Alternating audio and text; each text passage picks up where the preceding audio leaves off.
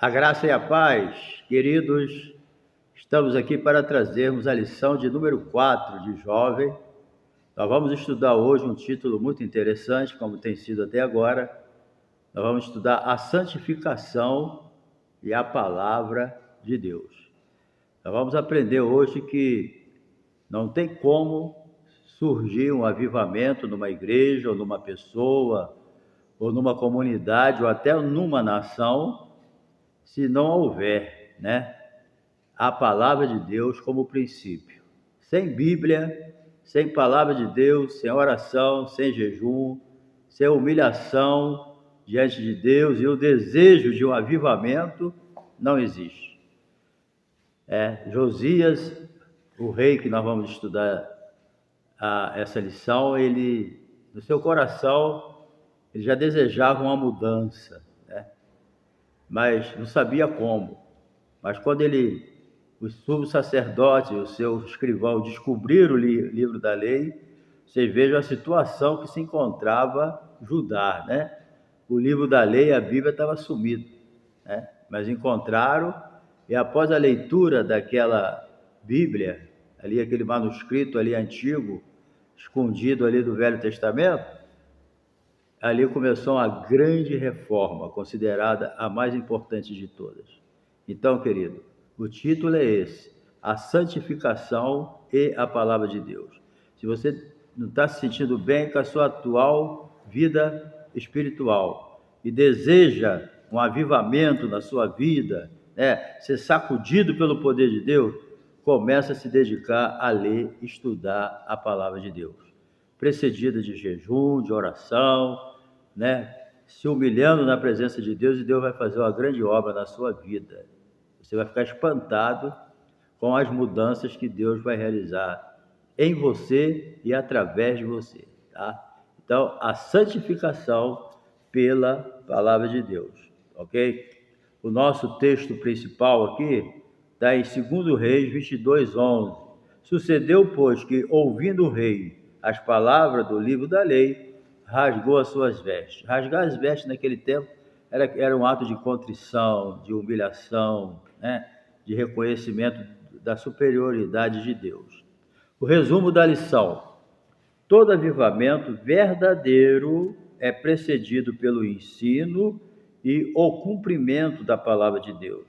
Não é por força ou movimentos humanos, certo?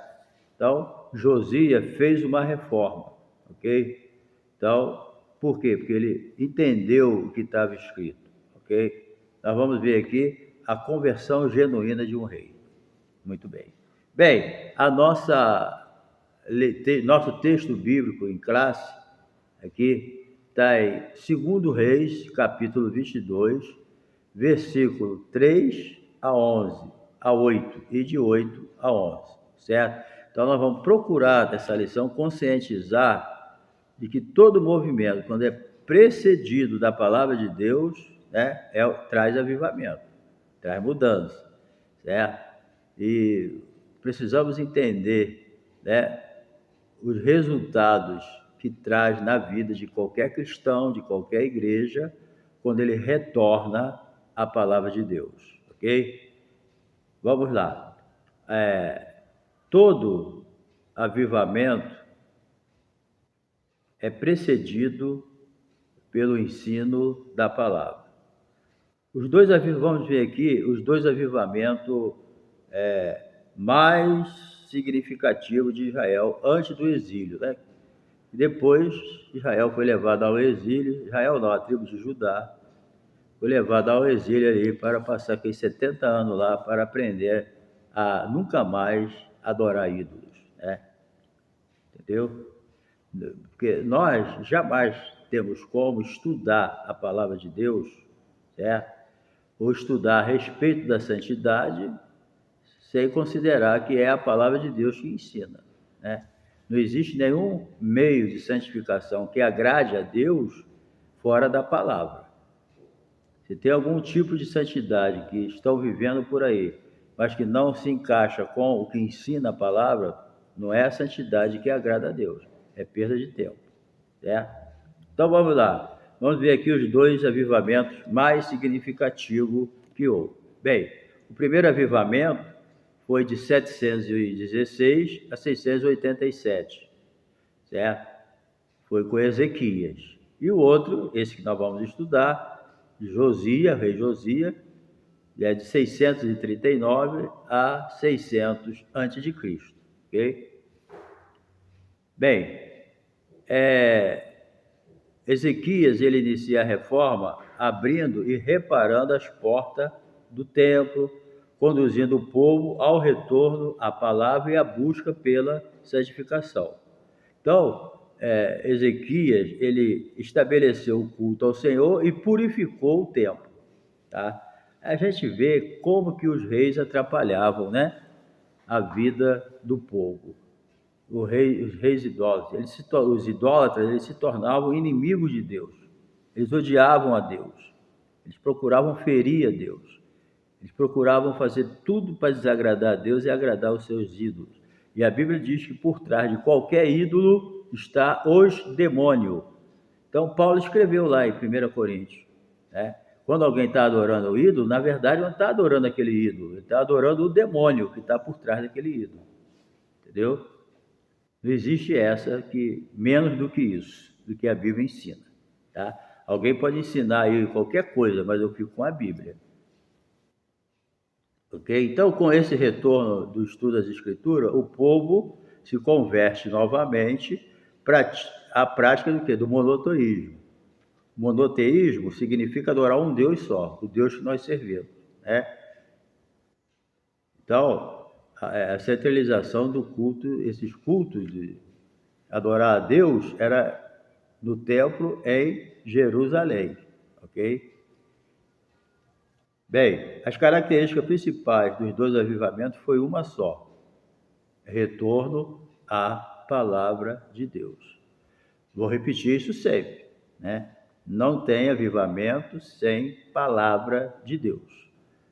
Qualquer avivamento sem Bíblia não é um avivamento que vem de Deus, tá?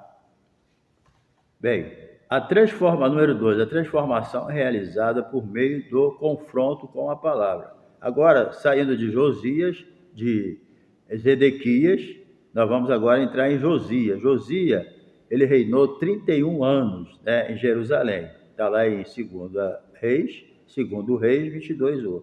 Enquanto ele esteve sob o controle da Assíria, né, porque naquela época existia isso, eles controlavam, né, e Josias estava subjugado ao rei da Síria. Quando ele morreu, né, ele ficou livre da obrigação ali de adorar os deuses pagãos dele, embora de coração ele não adorasse. Então, após a morte do rei da Síria, ocorrida aí aproximadamente 632 anos a ser, Josias aproveitou o momento para implantar o quê? Uma mudança no seu reino. Aproveitou a oportunidade, né, que Deus tirou o inimigo que estava impedindo.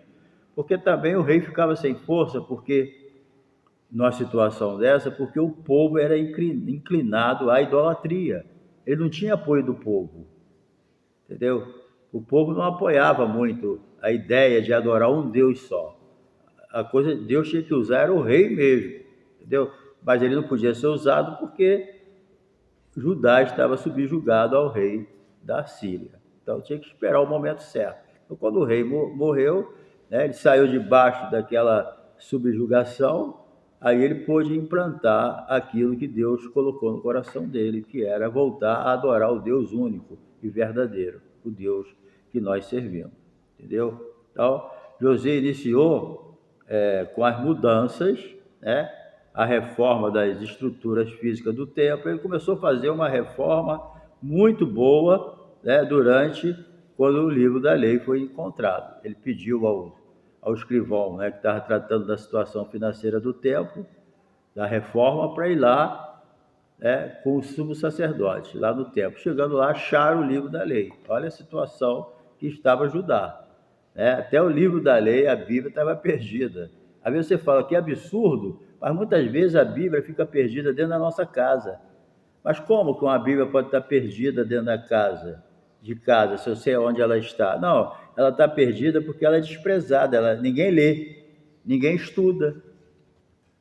A maioria das pessoas tem uma Bíblia em casa, mas ninguém quer saber de ler, Então, se não lê a Bíblia, a pessoa vai viver sempre um evangelho morto, um evangelho sem vida, um evangelho que não tem poder para ganhar uma pessoa para Jesus, não tem essa vontade. Por quê? Porque o livro da lei está perdido.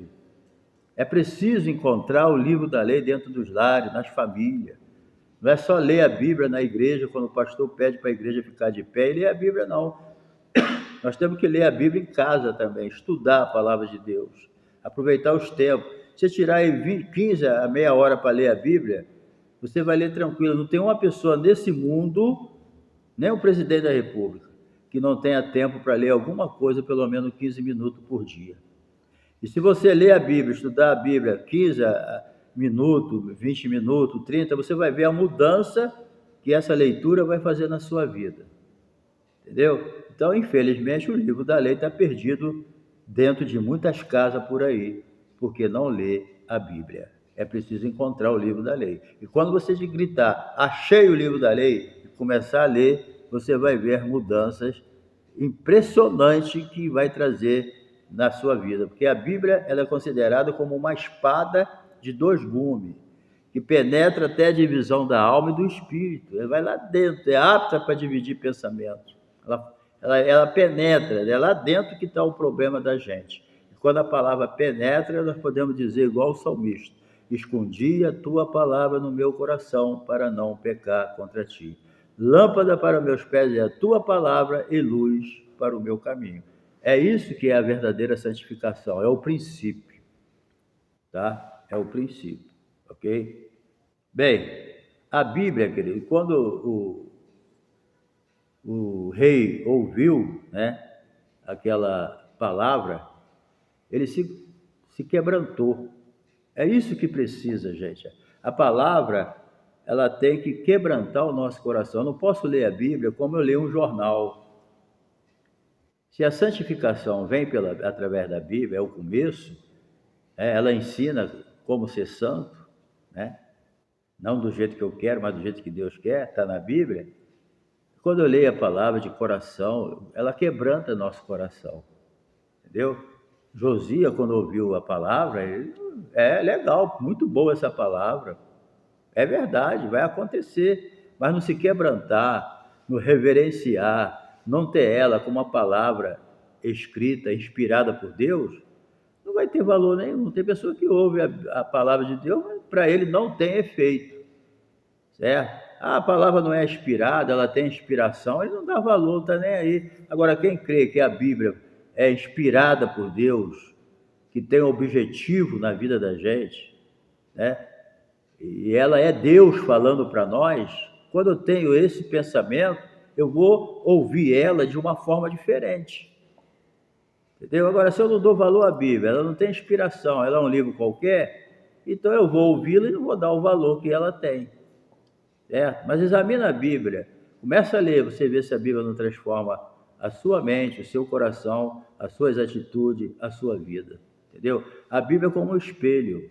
Você quando levanta de manhã, vamos falar de manhã, e olha a tua cara, seu rosto, você vai ver como ele está. A Bíblia é um espelho, conforme diz Tiago. Você quando lê a Bíblia, você vê como é que está a sua situação espiritual. Josias, quando ouviu a lei, ele entendeu como que estava a vida dele e a vida do povo que estava debaixo da responsabilidade dele.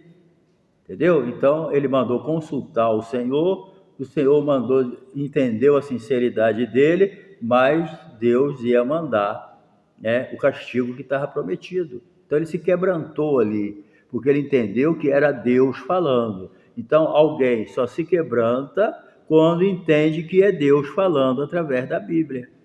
Entendeu? Mas hoje o inimigo inventa que a Bíblia não é inspirada, ela pode ter, que a Bíblia precisa ser mudada, que a Bíblia está obsoleta, que a Bíblia precisa de algumas mudanças para se encaixar na época moderna. Nada disso. Deus precisa de mudar nada não. Quem tem que mudar é a gente. Entendeu?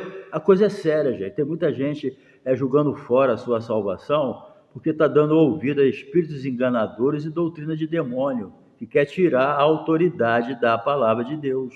É isso. Mas não existe santificação sem Bíblia, ok? A Bíblia é um espelho que a gente olha e vê a nossa situação espiritual, Ok? Bem, então vamos lá. Número 2 aqui. Os resultados do retorno à palavra de Deus. Então, toda mudança traz os prós e os contras. No caso aqui, teriam que cortar o relacionamento com os ídolos. Entendeu? Que o pior problema de Israel naquela época, mais especificamente Judá aqui, no momento, é adorar ídolos, é servir, e muitas vezes vivendo num sincretismo religioso. Que o sincretismo religioso adorava vários deuses. E além do sincretismo religioso, de adorar vários deuses, existia a profanação. Por quê? Porque eles adoravam os ídolos e ao mesmo tempo queriam adorar a Deus, profanando o templo do Senhor. Entendeu? Então a palavra de Deus veio para cortar esse relacionamento com os ídolos, ok? Libertar eles do sincretismo religioso e libertar eles também da profanação, entendeu? Porque a Bíblia diz que ninguém pode servir a dois senhores. Ninguém pode amar o mundo e amar a Deus ao mesmo tempo, porque um vai aborrecer, né? E Israel vivia muito nessa situação. Além do sincretismo, a profanação. Fazia lá a adoração aos ídolos dele, mas ao mesmo tempo queria adorar a Deus, profanando o templo do Senhor. E a Bíblia cortou esse relacionamento. A Bíblia mostrou o estado espiritual deles.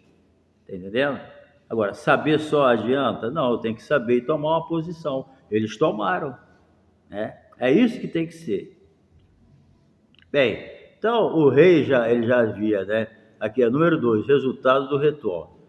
Ele já tinha experimentado aquele quebrantamento, então ele ordenou, né, que ajuntasse todo o povo lá com os anciãos, né, sumo sacerdote, para ler o livro da lei. Você pode estar lá em 2 Reis 23:2. Então Josias e o povo, após ouvirem, agora primeiro foi Josias, quando o sumo sacerdote Uquias achou o livro da lei, né?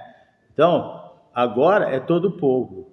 Ok? Então Josias e o povo, após ouvirem atentamente a leitura do livro da lei encontrado no templo, fizeram um novo pacto com Deus, certo? Ou seja, a aliança, né, baseada no sangue de animais realizada por Moisés lá no deserto, estava de pé da parte de Deus. Agora, quem quebrou a aliança, quem quebrava a aliança era o povo, certo? Então o povo, né, ele tinha que fazer o quê? Uma renovação de aliança, se converter, né, se arrepender dos seus pecados. Então o povo precisava fazer uma renovação, entendeu? Renovar a aliança com Deus, certo? Então, depois quebraram de vez, né, não teve jeito, mas Jesus, agora, o nosso pacto com Deus agora, a nossa aliança é com o sangue de Jesus, não tem mais nada de animais, ok? Então, na sequência, o rei já começou a reformar com a limpeza. Olha só o que o rei fez. É por isso que eu digo, a questão não é só se converter, é tirar da nossa vida tudo aquilo que desagrada a Deus. Não adianta não, agora estou convertido e tal, mas isso aqui eu não posso largar, não. Não, isso aqui eu não posso. Mas se é pecado, não agrada a Deus, larga. Está entendendo? Larga. A palavra de Deus, ela limpa, ela purifica, ela santifica, ela anima, ela liberta, ela transforma, mas tem que ter a nossa parte. Permitir que ela faça isso na nossa vida e não ter medo de abandonar aquilo que eu tenho que abandonar. Tá entendendo? Porque para entrar algo limpo, tem que sair o sujo. Deus não enche vaso sujo. Se tem alguém que o vaso está sujo e ele pensa que está cheio do Espírito, ele está enganadíssimo. Deus, antes de encher o vaso, o sangue de Jesus tem que purificar de todo o pecado. Entendeu? Então, o que ele fez? Ali havia utensílios, foram feitos para adoração a Baal, né, e bosque para todo o exército do céu. Ele tirou isso tudo, entendeu?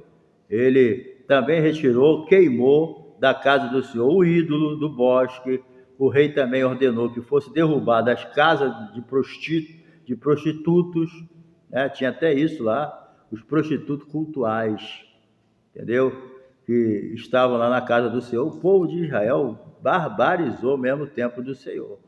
Não foi à toa que Deus mandou um castigo pesado para eles, porque eles não tiveram nenhum mínimo de consideração, não levaram a sério aquilo que Deus falava. A verdade é essa.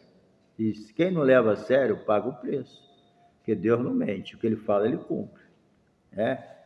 A eliminação dos elementos que promoviam a idolatria em todo o território nacional. Por exemplo, a reforma de Josias, inclusive com a ação pessoal dele, se estendeu por todo o território de Jerusalém. Inclusive, algumas tribos do Reino do Norte, também fez parte.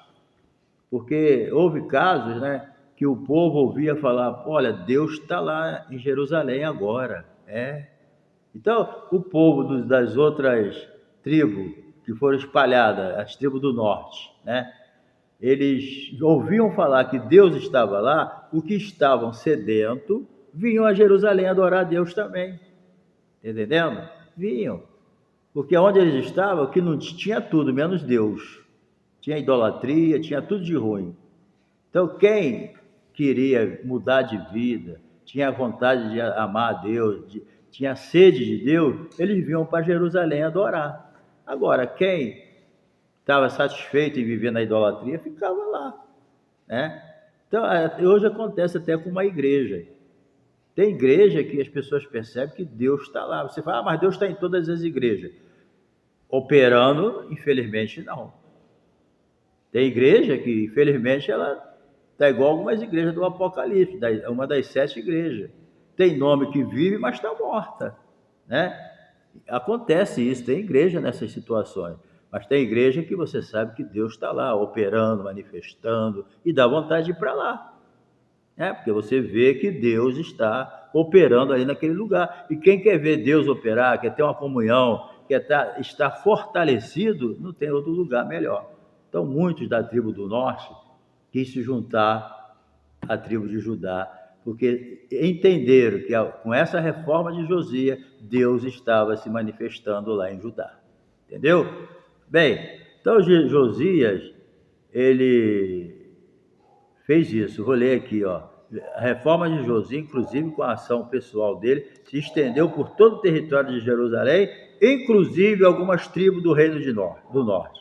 Ele também restituiu o culto ao Senhor e centralizou a adoração em Jerusalém, segundo as normas dentro da lei, Então, Josias tirou todas as casas dos altos, lugares onde se cultuavam divindade pagã, e grande maioria dos lugares altos ficavam à sombra de alguma árvore para configurar local sagrado. Então, ele sempre fazia os cultos dele debaixo de uma árvore para que quem passasse visse ali como um lugar sagrado. Essa árvore configurava isso, entendeu?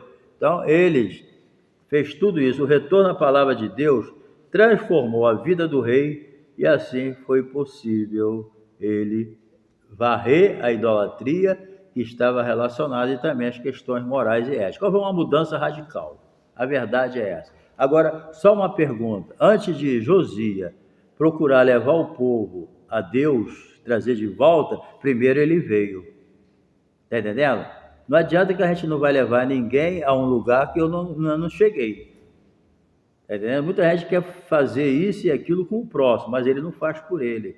Josias, antes de levar alguém a se libertar da idolatria e servir ao Deus único e verdadeiro, primeiro ele fez a parte dele. Então, a gente, para ser útil ao lugar onde nós estamos, primeiro a gente tem que fazer a nossa parte em nós. Se eu quero que alguém ore, eu tenho que ter vida de oração. Se eu quero que alguém estude a Bíblia, eu tenho que estudar. Não adianta eu querer incentivar fulano, isso é hipocrisia. A pessoa não lê Bíblia, quem fica mandando os outros ler. Não ora, fica mandando as pessoas orar. Não prega, fica mandando pregar. Então, nós temos que ensinar as pessoas a fazer aquilo que nós fazemos. Entendeu? Entrar pelo caminho. Entendeu? Não adianta eu falar, faz o que eu digo, mas não faz o que eu faço. O crente não pode ser assim. O pastor não pode ser assim. O pregador não pode ser assim. No mundo é assim. Faz o que eu digo, mas não faz o que eu faço, não. Ainda fala com orgulho. Não, isso aí para o crente é hipocrisia. Faz o que eu digo e não faz o que eu faço. O crente é assim, faz o que eu digo e faz o que eu faço. Isso assim. Não, o crente tem que ser assim. Se eu não faço, como que eu vou ensinar? incentivar as pessoas a fazerem. Não tem como, entendeu? Então, ele restabeleceu o culto, entendeu? De adoração a Deus. O que poderia impedir um culto verdadeiro seria somente a situação individual de cada um. Coletivamente, Josias fez o que tinha que fazer. Agora, individualmente, cada um vai dar conta de si mesmo. O avivamento veio, a oportunidade veio de adorar o Deus único. Deus deu a oportunidade. Agora, a questão que é todo mundo, daí ninguém sabe. Por quê? Porque o Josias fez a parte coletiva. Agora, individualmente, é com cada um. Pode ser que alguém ali não quisesse, mas estava ali. Estava ali não de coração, estava ali com o rosto perdido na multidão. Então, quando vem às vezes um avivamento, não quer dizer que todo mundo aceita. Tem pessoa que está até lá no movimento e tudo, mas no íntimo ele não pertence àquilo. Bem, vamos para a parte final agora. O retorno à adoração por meio da Páscoa. Bem, a festa da Páscoa centralizada em Jerusalém. A festa da Páscoa é aquela comemoração, a Páscoa era celebrada para comemorar a libertação do Egito. A ceia hoje a gente comemora a libertação espiritual que Jesus realizou na cruz do Calvário. Então, até o tempo de Josias, a Bíblia diz que a Páscoa não era celebrada. Mas quando Josias celebrou, olha só, desde Juízes a Páscoa não era celebrada. E quando Josias celebrou, já no 18º ano do seu reinado, a Bíblia diz que nunca houve antes nem depois uma Páscoa daquela natureza. Você vê o que traz a conversão? O que traz a palavra? Quando você se converte, quando ouve a palavra, você vê o que acontece. Foi a melhor Páscoa que já teve Israel, por causa de um homem que ouviu o livro da lei, ouviu a palavra e se converteu de coração com toda sinceridade. Então você vê a mudança, que traz quando a pessoa se converte de verdade ouvindo a palavra de Deus. Entendeu? Então isso aí é muito importante. Ok? Então a centralização da Páscoa em Jerusalém foi um dos pontos centrais da reforma de Josias. Então, eu entendo o seguinte, depois de todo aquele avivamento, a Páscoa, ela veio consolidar aquilo que Deus já tinha feito em Jerusalém por intermédio de Josias. Ela consolidou. Aprovei, gostei, assina embaixo. Deus assinou embaixo. Foi a melhor Páscoa que teve, entendeu? Bem, a maior Páscoa de todos os tempos. Por quê? O próprio texto bíblico afirma, Lá você pode ler 2 Reis 23, 22. 2 Reis 23, 22. Na celebração foram oferecidos vários sacrifícios ao Senhor. Foi uma grande festa que durou 7 dias. Realmente deve ter sido algo inesquecível para os judeus. Deve ter sido.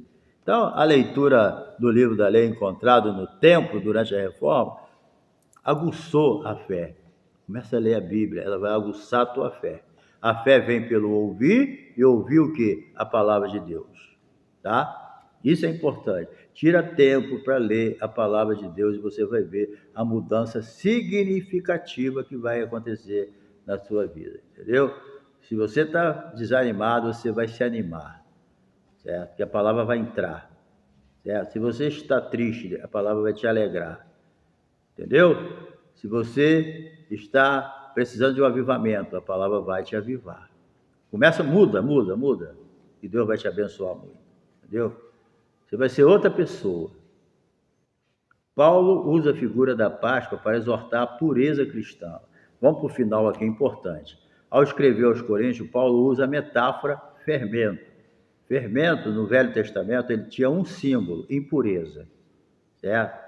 O elemento que era proibido na preparação da Páscoa. Não podia se usar, se alguém usasse fermento na Páscoa, morria.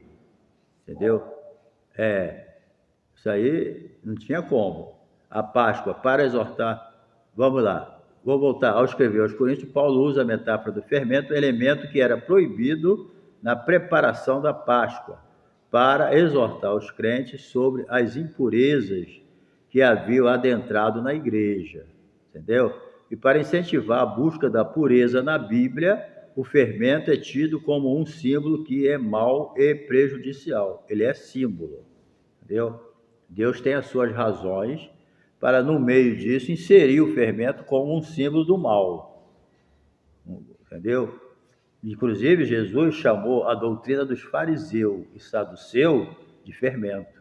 Jesus falou para os discípulos: olha, cuidado com o fermento dos fariseus e saduceus. Cuidado. Os apóstolos, será que nós não trouxemos fermento? Aí depois Jesus explicou. Ele estava falando da doutrina maligna de saduceus e fariseus. Entendeu?